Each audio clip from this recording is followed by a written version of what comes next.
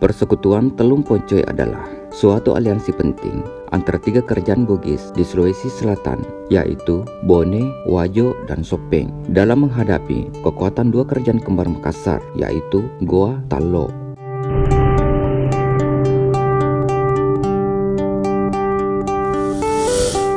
Persekutuan ini dikukuhkan dalam perjanjian pada tahun 1582 di Bune, Timurung, Bone Utara, berupa upacara sumpah disertai penghancuran telur dengan batu. Bone diakui sebagai saudara tua, Wajo saudara tengah, dan Sopeng saudara muda, yang diurutkan berdasarkan luas masing-masing kerajaan. Ketiga kerajaan akan saling melindungi satu sama lain, dan ekspansi hanya akan diadakan keluar wilayah 3 kerajaan tersebut. Wajo juga akan dibela apabila Goa memperlakukannya sebagai budak. Kareng Matoaya, pemimpin Goa Tallo, masuk Islam pada tahun 1605, setahun setelah Datu Luwu Lapatiwara dan Parambung yang telah lebih dahulu masuk Islam.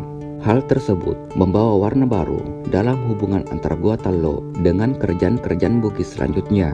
Meskipun persaingan dan peperangan telah lama terjadi sebelum kedatangan Islam di Sulawesi Selatan, kekompakan persekutuan Telung Poncoe teruji pada tahun 1608 saat terjadi pertempuran pakainya antar Goa Tallo melawan Sopeng, dan kembali pada 3 bulan setelahnya dalam perang antara Goa Tallo melawan Wajo.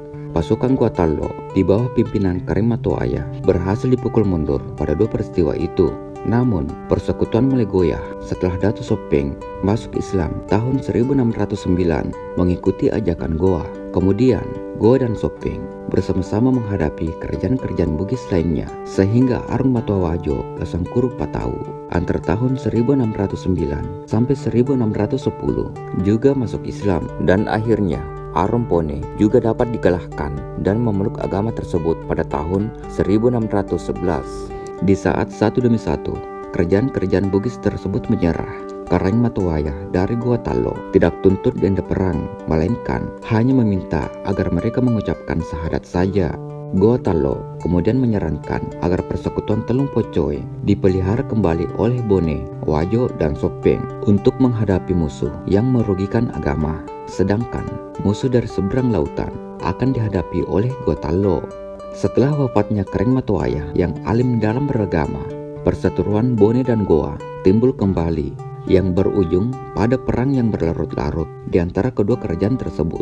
Bone dan Goa silih berganti berupaya menguasai hegemoni berbagai kerajaan di Sulawesi Selatan, hingga akhirnya pada tahun 1667 Goa berhasil dikalahkan dan menandatangani perjanjian Bungaya.